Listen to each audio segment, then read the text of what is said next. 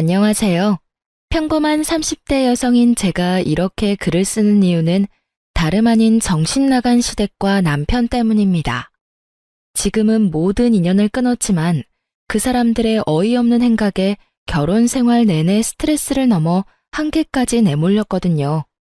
저와 남편은 동갑내기로 남편과 저는 좀 늦게 만나 결혼을 했어요. 30대 중반이 지나서 만났고 1년 만에 결혼을 선택했죠. 상대방에 대해 알아보기에 충분한 시간이라고 생각했어요. 그런데 왜 이제 와서 후회하냐고 물어보는 사람도 있어요. 그럴 때마다 제가 이렇게 이야기하죠. 속이려고 덤비는 사람들 어떻게 이기냐고요. 못 이겨요. 자기 입맛까지 바꿔서 다가오는 사람들을 어떻게 알아보고 이겨낼 수 있을까요? 저도 그랬어요. 남편과 결혼에 항상 희망적으로 생각한 게 아니고 충분히 의심했음에도 그 사람에 대해 다 알지 못했어요. 제가 처음에 남편에 대해 의심한 건 바로 남편의 시댁을 만났을 때였어요. 자기야, 여기 이것 좀 먹어봐. 그렇게 이야기하며 그 사람이 좋아하는 해물찜을 건넸어요. 저와 남편이 공통으로 좋아하는 음식이었거든요. 그런데 그때 시모가 의아한 얼굴로 남편에게 묻더군요. 너 해물 좋아했니? 옛날에는 비리다고 못 먹었던 것 같은데. 어머니, 그게 몇 년 전인 줄 아세요? 이제는 고기보다 해산물이 더 좋아요. 그래? 이상하네. 입맛도 바뀌나? 시부모는 저보다 더 남편에 대해 모르는 것 같았어요. 근데 너 직장 어디 다닌다고 했지? 그냥 중소기업이에요. 월급도 최저시급밖에 안 돼요. 시부는 남편이 어디에서 일하는지조차 모르고 남편은 그런 시부에게 태연하게 거짓말을 하더군요. 제 의문을 알아챘는지 남편이 상견례 후 저와 단둘이 있을 때 말하더군요. 사실 부모님들이랑 그렇게 친하지 않아. 어릴 때 떨어져 지냈고 그것 때문에 여전히 대면대면 하거든. 그럴 수도 있다고 생각했어요. 어느 집안이나 사연 없는 집안 없고 차라리 시부모와 관계가 흐릿한 것이 며느리 입장에서는 더 나을 수도 있잖아요. 그런데 아버님한테 왜 거짓말했어? 최저시급 받는 것도 아닌데. 당신만 내 진짜 월급 알면 돼. 두 분이 나랑 결혼하는 것도 아닌데 뭐.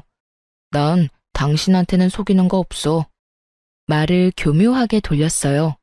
차라리 이때 더 추궁해서 남편 가족에 대해 더 잘 들었다면 분명히 이후에 있었을 안 좋은 일은 없었겠죠.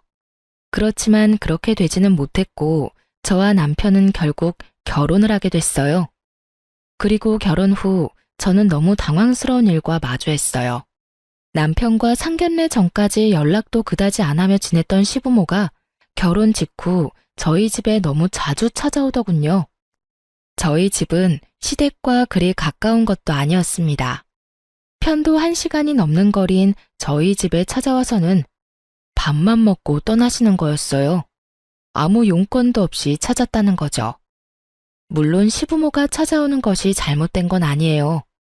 저희 사는 모습 확인하고 싶을 수도 있고 남편 보고 싶을 수도 있으니까요.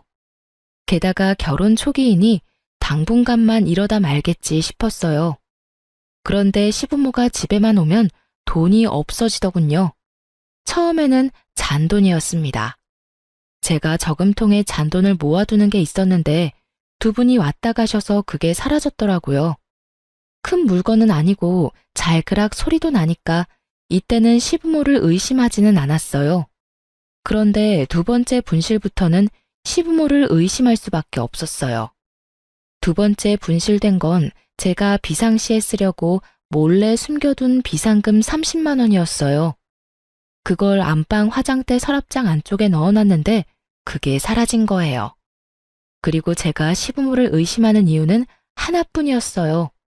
그날도 시부모님이 오셨는데 처음에는 시모가 먼저 화장실을 가고 싶다고 했거든요. 그런데 시모가 화장실 들어가자마자 시부도 화장실이 가고 싶다고 하는 바람에 어쩔 수 없이 안방 화장실을 안내해드렸어요. 그리고 두 분과 식사를 하고 용돈이라도 드려야 하나 싶어서 안방 화장대 서랍장 안쪽에서 현금을 꺼내드리려고 했는데 그게 그 사이에 없어진 거예요. 당연히 의심은 시부에게로 쏠릴 수밖에 없었죠. 무척 의심스러웠지만 추측만 가지고 시어른을 추궁을 할 수는 없잖아요. 그래서 남편과 시댁 몰래 집에 카메라를 달았습니다. 그리고 한 달 뒤 시부모가 온다는 말에 똑같이 화장대 안쪽에 돈을 넣어뒀어요. 그리고 그날도 또 돈이 사라졌고요. 카메라에 시부가 돈 훔치는 걸 확인한 저는 남편에게 먼저 말했어요. 여보, 당신한테 할 이야기 있어. 사실 돈이 자꾸 없어지는데 그거 아버님이 가져가시는 것 같아. 당신이 부모님한테 말해서 앞으로는 집 말고 밖에서 식사하자고 해주면 안 될까? 말하기 힘들었지만 이번에 말하지 않으면 안 될 것 같아 큰 마음 먹고 말했죠. 대신 추궁하는 것처럼 보이지 않도록 어조를 좀 부드럽게 말했어요. 솔직히 남편 입장에서도 부모님 때문에 자기가 듣기 싫은 소리 들어야 하는 입장이니까요. 일의 책임자가 시부인데 남편을 혼내는 것처럼 보이고 싶지는 않았거든요. 그런데 남편 반응이 이상했어요. 우리 아버지가? 우리 부모님이 뭐하러 돈을 훔치겠어? 당신 설마 우리 부모님이 집에 오는 거 마음에 안 들어서 그런 말 하는 거야? 내가 부모님이랑 가깝지 않다고 해서 당신이 이런 식으로 구는 건 좀 아니지. 아무리 그래도 증거도 없이 사람을 모함하는 건. 증거가 있으니까 하는 말이지. 집안에 돈이 2번이나 없어져서 안방에 카메라 달아뒀어. 그런데 아버님이 그거 가져가는 모습 그대로 찍혔어. 솔직히 내가 과민 반응이면 차라리 나았을 거라는 생각까지 들던데. 당신 부모님이 마음에 들고 안 들고를 따지는 게 아니야. 단순하게 돈이 없어지는 거에 대해서 말하고 있는 거라고. 매번 오실 때마다 돈이 없어지면 불안해서 집에 모실 수 있겠냐 이 말이지. 시부의 도둑질 장면이 그대로 찍힌 동영상을 보여주니 남편이 한숨을 푹 내쉬더니 나를 빤히 바라보며 답답하다는 듯 말하더군요. 아, 카메라는 또 언제? 그래서 나한테 이거 보여주면서 말하는 이유가 뭔데? 내가 부모님을 도둑이라고 신고라도 해야 한다는 거야? 그런 말이 아니잖아. 당신이 아버님한테 말 좀 잘해서 이제부터는 밖에서 보자고 하면 되잖아.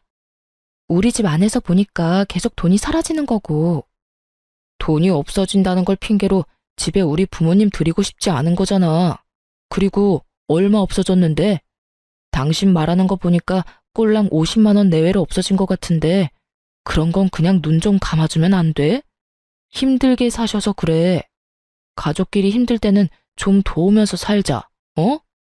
왜 그걸 이런 식으로 못 잡아먹어 안달이야? 돈 때문에 힘들 때 돈 보이면 그런 마음 생길 수도 있지.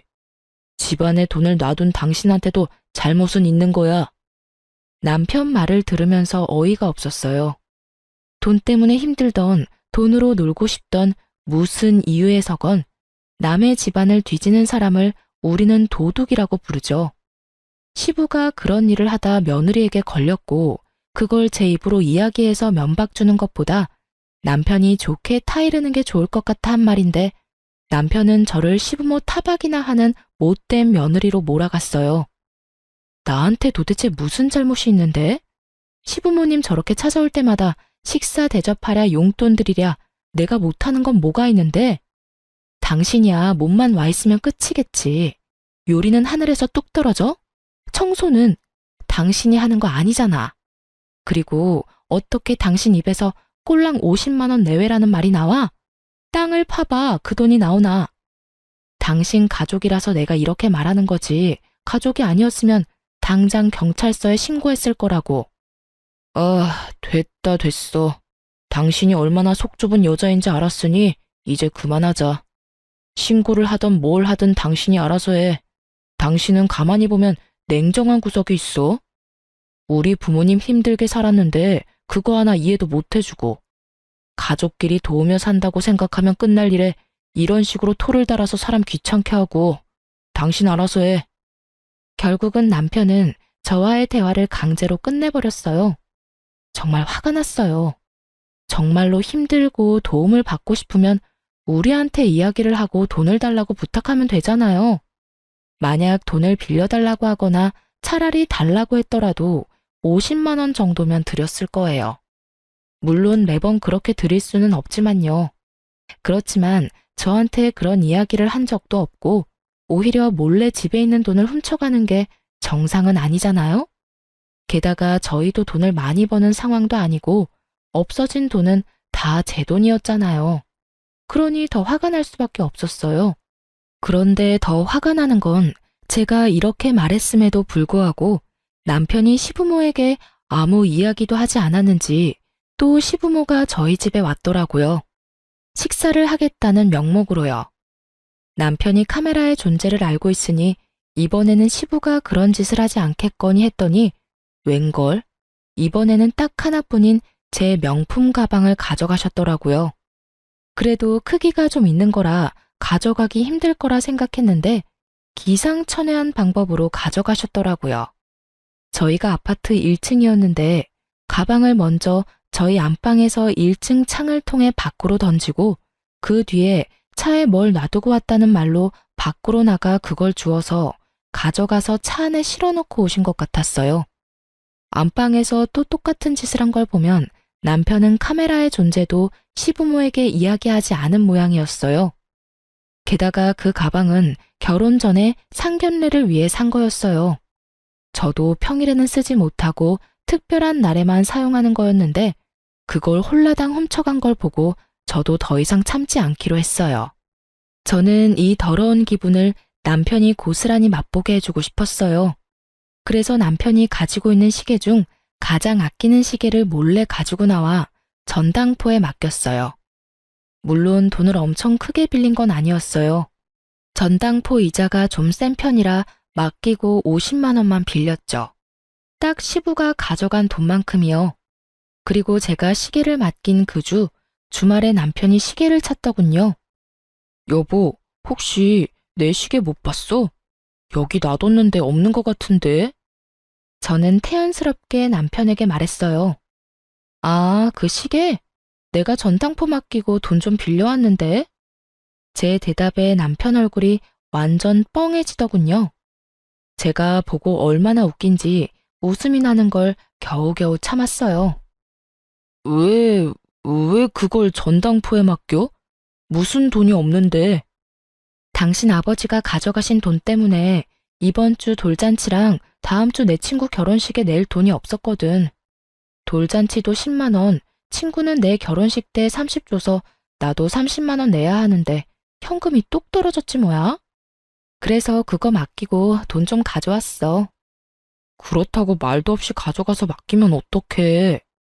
왜 안 돼? 가족은 힘들 때 돕는 거라며. 내 돈도 그렇게 힘들 때 아버님이 몰래 가져가셨잖아. 당신이 오히려 내 탓하길래 그게 당신 가족 가풍인 줄 알았지. 그래서 나도 몰래 맡겼어. 그래도 난 좀 괜찮은 편인 것 같은데? 아예 가져가서 입 싹 닦은 건 아니잖아. 이틀 전에 두 분 오셔서 내 명품 가방도 싹 가져가셨던데. 그건 다시 돌려받지도 못할 거 아냐. 그런 거 생각하면 내가 참 착하지? 당신이 돈만 내주면 다시 돌려받을 수 있을 테니까. 남편이 제 말에 대답을 못 하더군요. 입만 벙긋거리는데 저는 웃어줬어요. 그러게 왜 남의 가방을 건드려서 이 모양 이 꼴로 만드는지. 어디 전당포 맡겼는데? 얼마 주고 맡겼어? 그거 알고 싶으면 일단 내 가방부터 찾아와. 그거 가르쳐주면 알려줄게. 와, 진짜 당신 너무한다.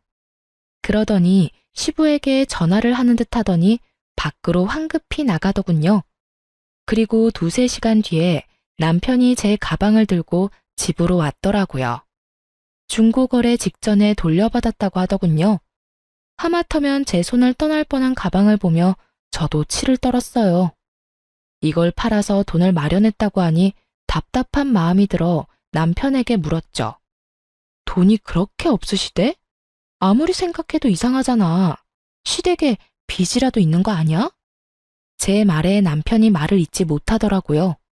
그때 딱 짐작이 갔어요. 아, 진짜로 빚이 있고 그 빚 때문에 시부모와 담 쌓고 살았구나 하고요. 그런데 그런 이유면 결혼식 이후에 이 잦은 만남은 이해가 되지 않잖아요. 그래서 남편에게 물었어요. 사실대로 말해줘. 도대체 당신 집에 무슨 일이 있길래 돈이 매번 모자라서 집에 와서 돈을 가져가는 거야? 사실 아버지가 도박을 하시다가 빚을 지는 바람에 돈이 없으셔. 물론 지금은 도박 안 하시고 도박 걱정은 안 해도 돼. 근데 예전에 진 빚을 아직까지 갚고 계셔서 좀 힘드신 것 같아. 그래서 가지고 있던 것도 다 갖다 팔아서 돈 마련하시는 것 같고. 그럼 그걸 먼저 이야기를 해줬어야지. 그제야 모든 게 이해가 갔어요. 도박 빚이 있으니 그간 남편이 시댁과 소원한 거였어요. 그렇지만 결혼 전에 이런 중요한 일을 속인 남편에게 화가 너무 났어요. 이건 그런 단순한 문제가 아니잖아요. 시부모가 돈을 못 갚으면 언제 우리한테 불똥이 튈지 모르는데 게다가 더 추궁하니 시댁이 남편에게 경제적으로 의존하고 있더라고요. 매달 돈을 꼬박꼬박 받아가고 있었고 그 와중에 저희 집에 와서 도둑질까지 했으니 정말 총체적인 난국이었습니다. 저는 더 이상 참을 수 없어 남편에게 말했어요. 당신 돈을 당신이 어떻게 쓰던 상관 안 할게. 그치만 나한테까지 그 피해가 온다면 난 용납 못해. 당신이 당신 부모님한테 확실하게 말해줘. 우리 집에 오지 마시라고. 연락도 하지 마시라고. 나도 명절 때 빼고는 더 이상 당신 부모님하고 만나고 싶지도 않아. 그냥 돈만 가져갔다면 다 풀고 이해할 수도 있지. 하지만 도박이잖아. 당신은 아버님이 도박을 끊었다고 말하지만 내가 봐서는 절대 아니야. 열심히 일하시면서 갚으면 되는데 지금 일도 잘 안 하시잖아. 매번 당신한테 아버님 무단결근이라고 연락 온다며. 그 말은 쉬는 날 또 도박하러 가신다는 이야기인데 밑 빠진 독에 물 붓는 것처럼 돈 쓸 것 뻔해. 여전히 도박빚이 생기고 있겠지. 그러니까 나는 시댁이랑 더 이상 연락도 안 할 테니까 그 부분은 이제 당신이 책임지고 알아서 해. 그렇게 저는 남편에게 딱 부러지게 말했어요. 남편은 화가 나는 표정이었지만 제 말에 틀린 게 없던 모양인지 뭐라 대답은 못하고 알겠다고만 하더군요. 믿을 수가 없었습니다. 이런 중대한 일을 속인 남편에게 배신감이 들었어요. 솔직히 도박으로 망한 사람이 우리 집안에 있다 보니 맘 같아선 지금 당장이라도 모든 인연을 끊고 싶었지만 남편이 도박을 하는 건 아니니 남편만 처신 잘해서 우리 집에 문제 없게만 만들면 된다고 정말 안일하게 생각해버렸어요. 남편 속마음이 어떤 줄도 모르고 말이죠. 남편이 시부모에게 어떻게 이야기했는지 모르겠지만 그 뒤로 집에 오지는 않았어요. 하지만 계속 모르는 전화번호로 전화와서 시부모가 돈을 요구하더군요. 한 번은 시모, 한 번은 시부. 그렇게 번갈아가며 사람을 못 살게 굴었어요. 도박을 한다는 걸 들켰다며 남편에게 들어서 그런지 돈을 달라는 말에 더 이상 예전 같은 조심스러움도 없었어요. 마치 돈을 빌려주고 받는 것처럼 아주 당당하게 제게 돈을 요구하는 모습에 학을 뗐어요. 결국 제가 전화번호를 바꿔버렸어요. 그리고 모르는 전화번호도 더 이상 받지 않았어요. 이때쯤에는 정말 절실히 이혼 생각이 났어요. 만약 남편이 직접 도박을 했다면 당장 이혼을 했을 거예요. 그렇게 시댁과의 관계는 이렇게 끊어지는 것처럼 보였어요. 하지만 그게 그렇게 쉬운 일이 아니었어요. 시부모는 끊임없이 저와 남편에게 돈을 뜯어내려고 했어요. 그리고 그 와중에 남편은 일이 바빠져 점점 출장이나 야근이 잦아졌어요. 그리고 그 운명의 날이 찾아왔죠. 저희의 모든 것을 뒤바꾼 그날. 그날은 남편이 전날부터 초등학교 동창들과 여행을 가고 없었어요. 토요일 집안 청소를 열심히 하는데 폰이 울렸어요. 시어머니라고 뜨는 화면을 보며 한숨을 쉬었어요. 여태껏 모르는 번호로 내내 전화를 해오더니 갑자기 자기 본래 전화로 연락을 하니 뭔가 중요한 할 일이 있나 보다 싶은 마음이 들더군요. 그래서 전화를 받았어요. 그리고 여보세요 라는 말을 하기도 전에 시모의 엄청난 목소리와 마주하게 됐어요. 너 어떻게 그런 말을 할 수가 있어? 왜 내가 아들한테 돈 빌리는데 너한테 허락을 받아야 해? 정말 어이가 없어서 너희 집에 가지도 못하게 한 것도 너지? 어떻게 아들한테 연락도 못하게 할 수가 있어? 네가 그러고도 사람이니? 돈을 빌리겠다는 것도 저는 아는 바 없었고 갑자기 전화와서 그런 말을 듣는 것도 어이없었어요. 제가 무슨 말을 했다고 전화한 건지 모르겠더라고요. 제가 무슨 말을 했다고 그러세요? 남편 지금 남편 없다고 말하려고 했는데 시모가 제 말을 뚝 끊어먹고는 자기 할 말만 하더라고요. 이렇게 시침이 뗄 거야? 너 오늘 아침에 네가 우리 아들한테 돈 빌려주지 말라고 했잖아. 내가 네 목소리 수화기 너머로 다 들었어. 못 들을 줄 알고 그렇게 이야기한 거지? 네가 뭔데 돈을 주라 말하는 거야? 그 돈이 네 돈이니? 우리 아들 돈이지. 너 여태껏 우리 아들 쥐잡듯이 잡으며 살았어? 어쩐지 우리한테 집에 오지 말라고 하래가 아닌데 너 때문에 아들이랑 우리 사이도 완전히 틀어졌어. 네? 오늘 아침이요? 남편이 없었는데 제가 수화기 너머로 말을 할 수 있을 리가 없잖아요. 저는 시모의 말에 찬물을 뒤집어 쓴 것처럼 쎄한 기분이 들었어요. 남편이 동창들과 낚시 여행을 갔다는 걸 말하려다가 입을 닫았어요. 그리고 그 길로 바로 흥신소를 찾아가 남편 뒷조사를 했어요. 하지만 참고 기다리기 너무 힘들어서 직접 찾기로 했죠. 그게 가능했던 이유는 남편이 제 차를 끌고 갔기 때문이었어요. 저는 20대 때 첫 차를 도난당한 전적이 있어서 차 안에서 위치 추적 앱을 달아놨었거든요. 그걸 확인하니 열이 더 뻗쳤어요.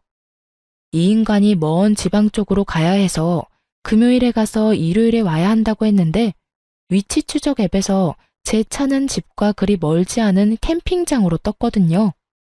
거짓말을 했다는 것부터가 뭔가 문제가 있다는 걸 의미하잖아요.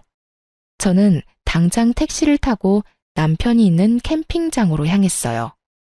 준비물은 사진기와 베란다에 둔 10m짜리 호스였어요. 캠핑장에 도착해 남편이 어디 있는지 살폈어요. 그리고 곧 남편을 발견했죠. 상간녀와 하하호호 즐기며 팔짱을 끼고 둘이서 밥도 서로 먹여주고 아주 난리도 아니었어요. 시모에게 돈 주지 말라고 말했다는 건 저 여자였던 거죠. 폰으로 동영상을 찍으며 보는데 진짜 심장이 쿵쾅거려 미치겠더라고요. 증거 사진을 충분히 남기고 그 두 사람이 나란히 텐트 안으로 들어가는 것까지 동영상을 찍었어요. 그리고 조심스레 캠핑장에 마련된 식수대와 화장실을 확인하고는 두 연놈의 텐트와 가까운 곳에 있는 화장실로 들어가 호스를 연결했어요. 그리고 물을 틀고는 호스를 그들의 텐트 앞으로 가져가서 텐트 문을 살짝 열고 그 안으로 호스를 넣어 물을 확 뿌렸어요. 입구를 살짝 쥐어 수압을 세게 만들었더니 아주 여기저기 물을 듬뿍 뿌려줬더라고요. 텐트 안에서는 두 사람의 비명소리가 나더니 두 사람이 밖으로 뛰쳐나오더군요. 그리고 마주한 제 모습에 남편의 얼굴이 완전 사색이 되었어요.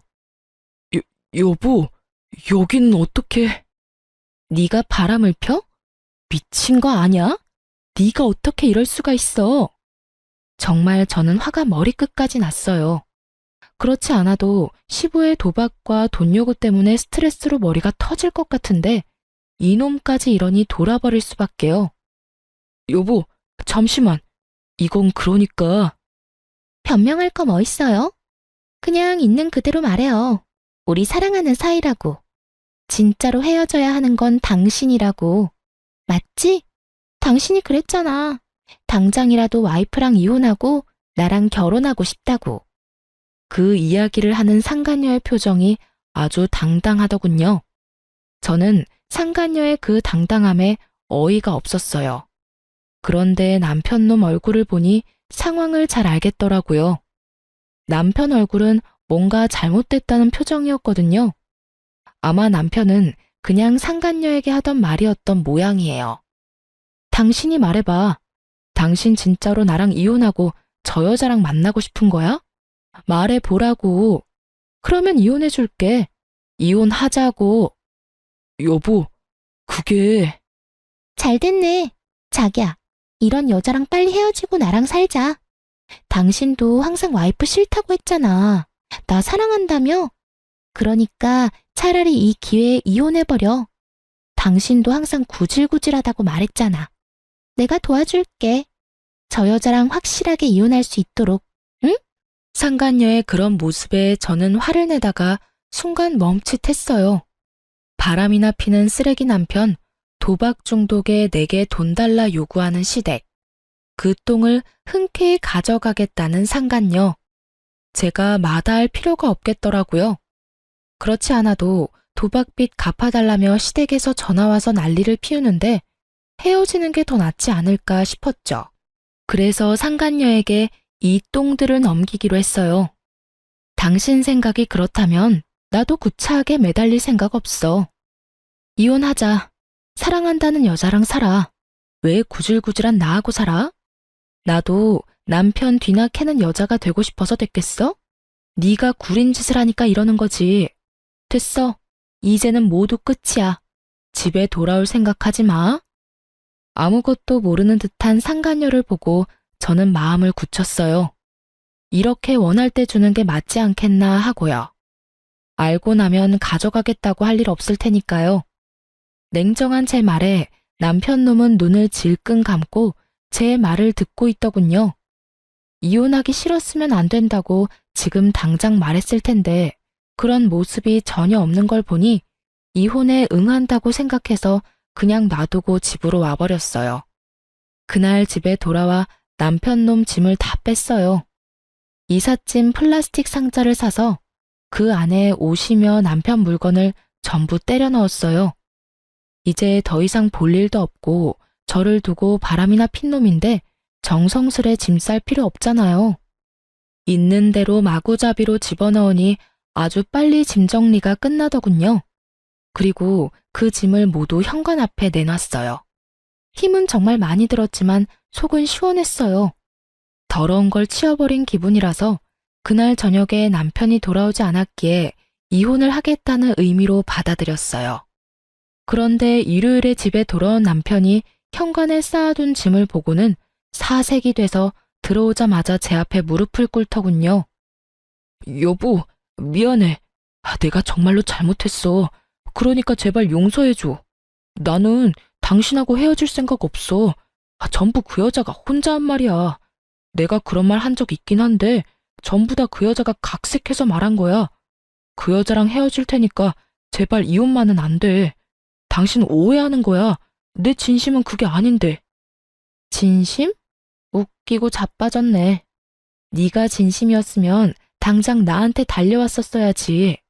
그년이랑 2박 3일 그대로 보내고 오는 게 말이나 돼? 넌 아직도 나랑 그 여자 사이에서 저울질하는 거야. 뻔히 보이는데 뭐? 진심? 당신 이제 보니 연기도 잘하네. 모르고 들었으면 깜빡 속았을 뻔했어. 나는 당신 받아줄 생각 없으니까 그 여자한테나 가봐. 짐은 그 여자 집으로 붙여줄 테니까 걱정하지 말고. 여보, 아니야. 나 진짜로 당신하고 헤어질 생각 없었다고. 제발 나 좀 이해해줘. 당신이랑 헤어지면 나 갈 곳도 없어. 그 여자 집으로 가면 되잖아. 왜 나하고 같이 살 생각인데? 사랑하지도 않는다며. 그러면 그 여자랑 사랑하면서 살아. 쓰레기 같은 인간아. 나는 너한테 단 하나도 뺏길 생각 없고 이혼할 때 손해볼 생각도 없어. 당신 유책 배우자로 이혼 소송 걸 테니까 위자료나 준비해도. 어줍잖은 연기로 사람 가지고 놀 생각하지 말고 내가 한 번 당하지 2번 당해? 친구랑 놀러 간다더니 상간녀나 만나고 있던 주제에 내가 널 다시 받아주면 내가 미친년이지. 여보, 난 절대 못 나가. 우리 아직 부부 사이잖아. 이혼 소송하더라도 나는 여기서 안 나갈 거야. 안 나간다고? 그러면 아버지한테 말해서 이 집 다른 사람한테 세놓게 만들어야겠네. 안 그래도 아버지가 언제까지 집 빌려줘야 하냐고 난리거든. 이참에 나도 짐 빼고 나가면 되겠네. 꼭 이렇게까지 해야겠어? 내가 그 여자랑 헤어지겠다잖아. 나 한 번만 믿어주면 안 돼? 두 번도 아니고 처음이야. 실수는 누구나 한 번 정도는 할 수 있잖아. 그 실수가 한 번이 아니잖아. 당신 아버지 도박 중독에 빚까지 있는 거 나한테 이야기했어? 결국 당신 아버지가 도둑질하는 거 들키는 바람에 나한테 이야기해줬지. 내가 묻지 않았으면 이야기할 생각도 없었을 거잖아. 그리고 그 두 분이 나를 얼마나 괴롭혔는지 알기는 해? 그동안 당신한테 부탁했는데 당신은 모른 척 있었잖아. 이참에 그냥 싹 다 정리하자. 더 이상 당신 이기심에 휘둘릴 생각 없고 이런 행동 용서하고 싶은 마음도 없어. 결국 남편은 제 으름장에 집을 나갔어요. 남편에게 짐 가져가라고 했더니 날 정해서 가지고 오겠다며 최소한의 짐만 들고 나머지 짐을 놔두고 갔어요.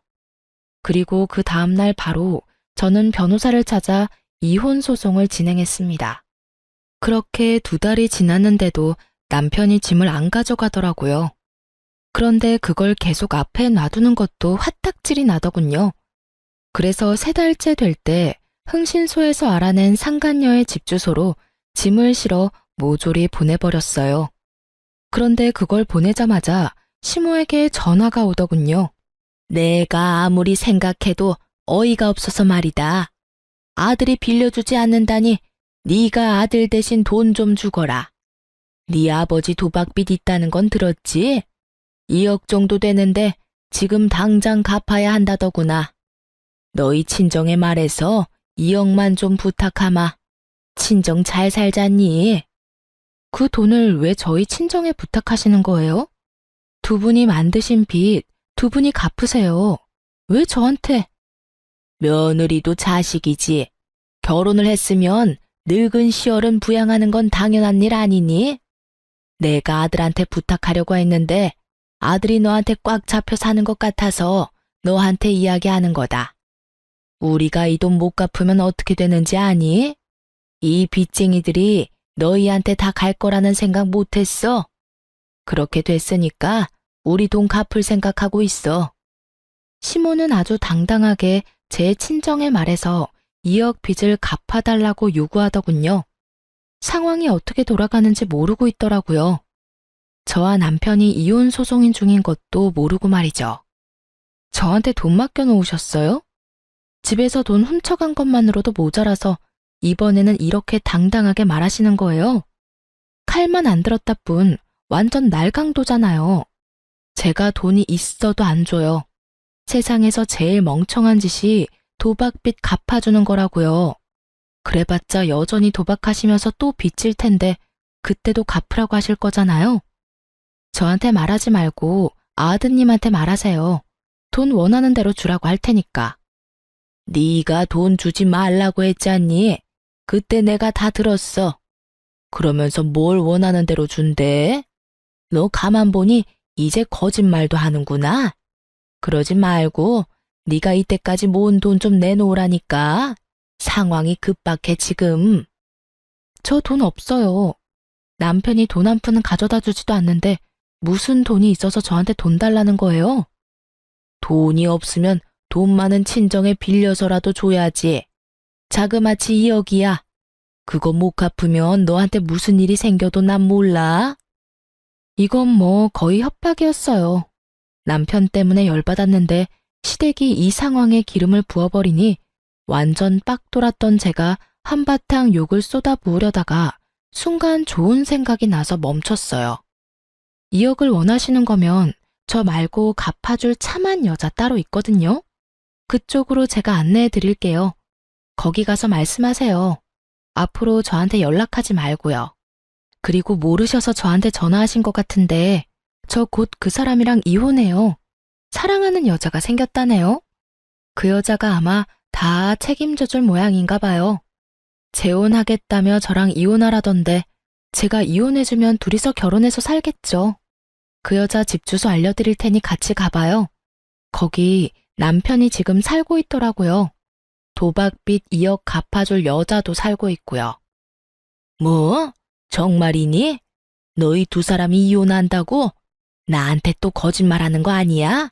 돈 안 주고 싶어서. 믿기지 않는 듯 반문하는 시모에게 집으로 오라고 했어요. 그리고 두 사람을 데리고 남편과 상간녀가 살고 있는 집 주소로 향했죠. 같은 지역이었지만 서쪽 끝과 동쪽 끝, 완전 정반대 구역에 살고 있던 저는 1시간이 걸려 그 상간녀가 사는 집으로 갈 수 있었어요. 그리고 도착하니 대문 앞에 제가 보낸 짐들이 수북히 쌓여 있더군요. 안으로 들어가니 한창 싸우는 소리가 들렸어요. 당신 여태껏 나 속인 거야? 당신 짐들이 왜 여기로 와? 이혼해도 당신은 손해볼 거 하나도 없다며? 위자료가 생겨도 다 해결 가능하다며? 그런데 왜 당신 짐이 여기로 오냐고? 자기야, 내가 다 설명할 수 있어. 거짓말은 아니야. 그 집도 내 집인데 내가 유책 배우자잖아. 그래서 재산 분할이나 위자료에서 좀 돈이 많이 나가. 그 집 하나면 다 해결할 수 있으니까 전부인한테 주려는 거야. 거짓말하지 마. 그러면 이 짐이 왜 여기 와 있는데? 내가 위자료 해줄 테니까 그 집 가져와. 거기서 살고 싶단 말이야. 거기보다 더 좋은 곳 들어가면 되지. 거기 생각보다 좋은 곳도 아니고 무엇보다 전부인이랑 살던 데인데 다시 들어가고 싶어? 차라리 그냥 여기서 조금만 지내다가. 여기가 싫다고. 나는 거기가 좋아. 내가 대출이라도 받아서 도와줄 테니까 거기로 들어가자.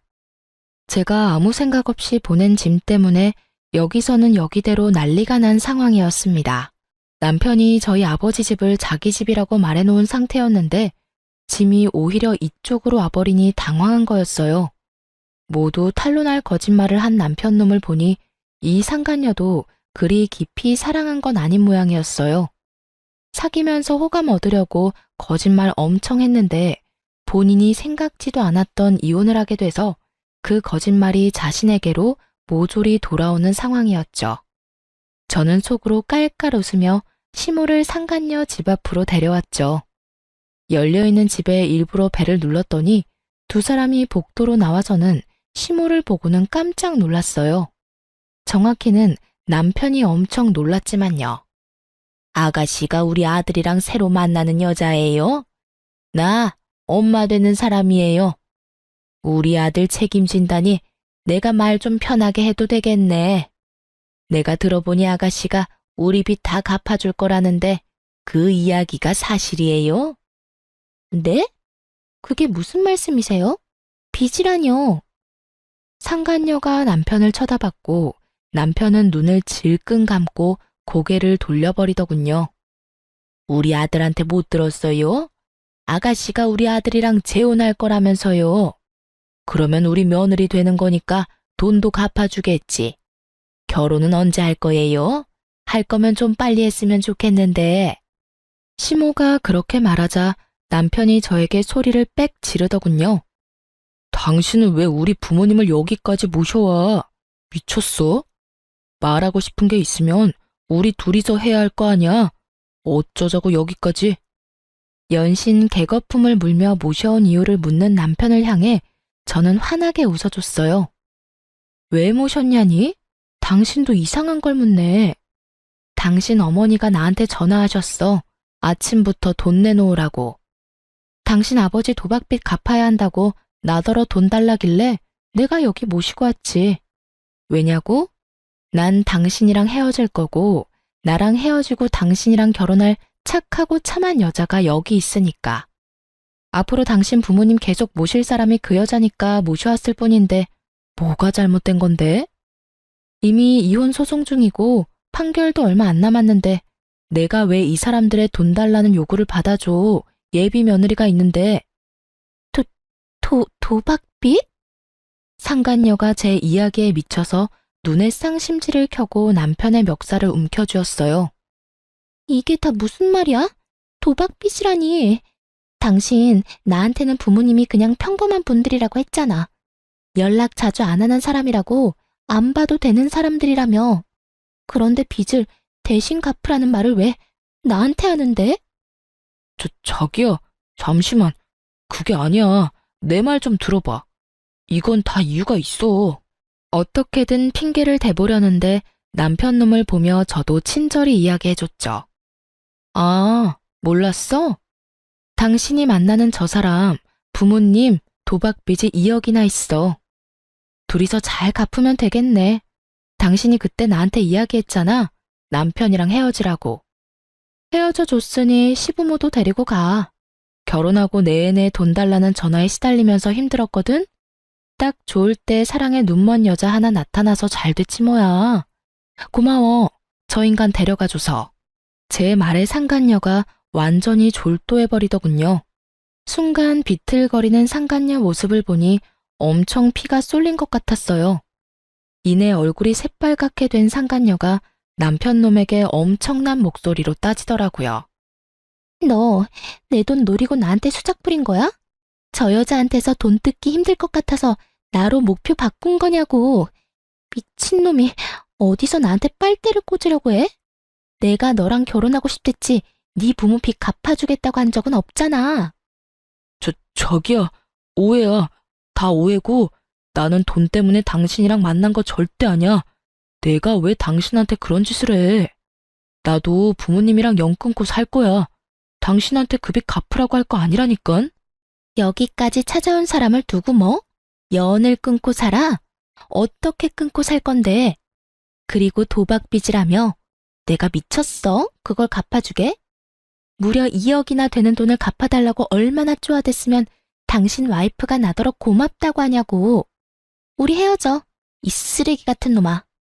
이렇게 거짓말을 하고 어차피 나중에 다 들킬 일이었는데 나도 당신 필요 없어. 상간녀가 그렇게 말하며 자기 집 현관에 쌓여있던 남편의 짐을 모조리 밖으로 내던지더군요. 남편놈 얼굴이 사색이 돼서는 그 상간녀의 팔을 붙잡고 애원하며 매달렸어요. 자기야, 내가 거짓말한 건 미안해. 진짜로. 근데 인연 끊고 산다는 건 정말이야. 내가 당신하고 살게 되면 절대로 집 근처에도 못 오도록 할 거야. 빚도 우리가 안 갚아도 되도록 막아주고. 꺼져. 당신 같은 놈이랑 같이 살 생각 없다는 말 못 들었어? 진짜 어디서 이런 쓰레기 같은 놈이랑 만나서 내가 이 고생을 해. 네가 분리수거도 안 되는 쓰레기인 줄 알았으면 절대로 받지 않았을 거라고. 상간녀가 분통을 터뜨리며 그렇게 말하자 남편놈이 이번에는 목표물을 저로 바꿨는지 제게 다가와 손을 붙잡더군요. 그리고는 눈물 범벅인 얼굴로 저한테 말하더라고요. 여보, 미안해. 내가 이렇게 용서를 빌게. 그러니까 제발 소송 취하하고 다시 나랑 같이 살아줘. 사람 하나 살리는 셈 치고 제발. 저는 남편놈 얼굴을 쳐다보지도 않고 상간녀에게 차갑게 말했어요. 반품 안 받으니까 가져가. 네가 그 물건 좋다고 나더러 이혼하라며? 그럼 끝까지 네가 책임져야지. 왜 나한테 떠넘겨? 언제는 사랑한다며, 그게 전부라며 다 책임진다면서? 어차피 곧 우리는 이혼 판결 날 거야. 그럼 완전히 법적으로 남남이지. 그러니까 나한테 떠넘길 생각하지 말라고. 제 말에 부들부들 떨며 분노를 표시하던 상간녀가 결국은 못 참고 남편놈 뺨을 찰지게 한 대 날려버리더군요. 그리고는 남편을 밀어서 자기 집 문 밖으로 내보내버렸어요. 남편놈이 상간녀에게 뺨 맞고 정신이 없었는지 제 다리를 붙들고는 또 말도 안 되는 용서 타령을 하더군요. 그래서 저도 이번에는 상간녀가 때린 반대쪽 뺨을 한 대 날려줬어요. 어쩜 그렇게 속이 시원하던지. 저는 남편과 시모를 두고 집으로 돌아왔어요. 그 사람들의 일은 그 사람들이 알아서 할 일이었죠. 그리고 그 일주일 뒤 이혼 판결이 나고 전 남편과 저는 완전히 법적으로 남남이 되었어요. 그 뒤에 전 남편이 어떻게 됐는지 궁금하시나요? 전 남편 놈은 저와 상간녀 두 여자에게 모두 버림받고는 결국 갈 곳이 없어 그 짐 들고 시댁으로 들어갔다고 해요. 그런데 얼마 안 가서 거기서 뛰쳐나왔다고 하더라고요. 저는 그 이후에 전 남편이 이혼 후에 그 집으로 그렇게 돌아가기 싫어했던 이유와 저에게 어떻게든 되돌아오려 한 이유를 알게 됐죠. 저희 집으로 웬 우락부락한 사람들이 찾아오면서 말이죠. 시부가 저희 집을 가르쳐주며 가족이라고 했다네요. 정말 그 인간의 행태가 치가 떨리더라고요. 저는 이혼했고 그 인간에게 새 여자가 생겼으니 그 여자가 며느리라고 말해줬어요. 그리고 너무 열받아서 남편 회사 주소를 가르쳐주며 그 사람들 아들이 일하는 곳이라고 말해줬어요. 이혼을 해서 남남인데도 저희 집을 노리고 있는 걸 보니 소름이 다 돋더라고요.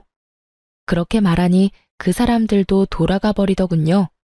이대로 그 인간과 부부였으면 저 위험해 보이는 사람들이 제가 가진 돈을 다 뜯어갔을지도 모를 일이었어요. 나중에 소문을 들어보니 결국 그 빚쟁이들이 시댁에서 도망친 전 남편을 찾아내서 결국 강제로 시부의 도박 빚을 열심히 갚고 있다고 하더라고요.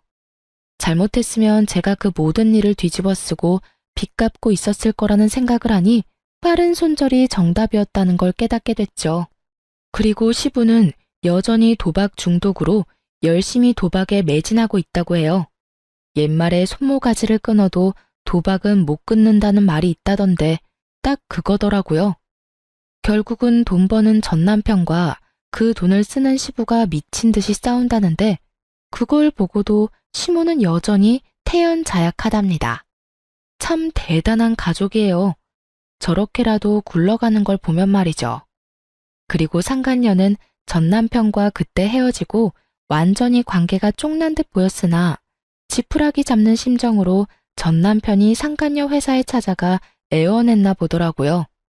회사 사람들 앞에서 어떤 고해성사를 했는지 몰라도 직장에도 불륜녀라는 안 좋은 소문이 나서 결국 직장에서도 스스로 나갔다고 들었어요. 역시 사람은 위험한 곳에 가까이 가지 않는 게 맞는 것 같아요. 이혼이라는 것이 때로는 정말 필요하다는 생각을 하곤 합니다. 만약 그대로 남편과 부부 사이였다면 제게도 그 시부의 도박과 관련된 불똥이 튀었을 테니까요. 이렇게 벗어나니 마음이 평화롭네요. 이 글을 읽는 분들도 항상 조심하세요. 언제나 속이려는 사람은 어떻게든 속이고 말아요. 속는 사람이 바보가 아니라 속이려는 사람이 무서운 사람인 거예요. 그리고 사소한 걸 속이고 감추려는 사람은 꼭 한 번쯤 의심해 보시길 바랍니다. 저야 다행히 그 악연에서 벗어났지만 앞으로도 주의하며 의심하며 살아갈 예정이에요. 시간 내서 긴 글 읽어주신 분들에게 감사 인사를 전합니다. 좋은 하루 되세요.